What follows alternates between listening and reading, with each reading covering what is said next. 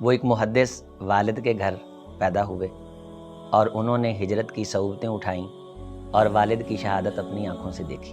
مجھے ایک سکھ نے پکڑ کر کمرے میں بند کر دیا۔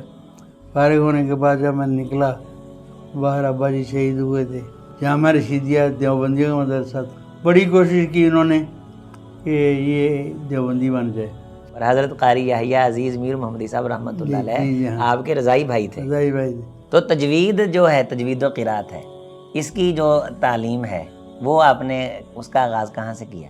قاری محمود خلیل حسری رحمۃ اللہ علیہ، وہ قاری عبدالباسط کے استاد تھے۔ تو ہم بھی بیٹھ کے ان کے سامنے ذہن و تلمت طے کر کے تو انہوں نے ہمارا پر شاگرد بنا لیا۔ موٹر سائیکل پہ روزانہ جاتے تھے پڑھانے کے لیے۔ اللہ اکبر۔ 55 کلومیٹر ہے۔ شیخ اقرا، میں نے کہا یا شیخ انا اقرا۔ تو انہوں نے نماز پڑھائی، الحمدللہ رب العالمین، الحمدللہ رب العاملین، الحمدللہ رب العابدین۔ ألم نشرح لك صدرك اللہ ووضعنا عنك وزرك۔ ہری ہے شاخ تمنا، ابھی جلی تو نہیں۔ اِنَّا